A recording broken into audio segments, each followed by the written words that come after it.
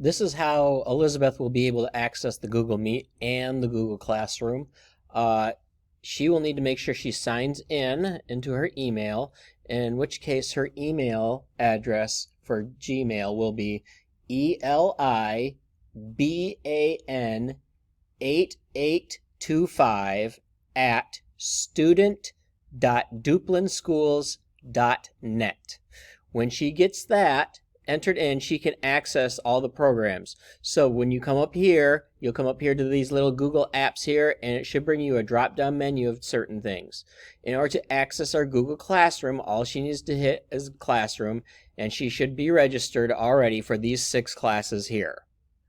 So in order to access the assignments, all she needs to do is click on the Classroom and then click on Classwork, and she will be able to see a list of all the assignments here.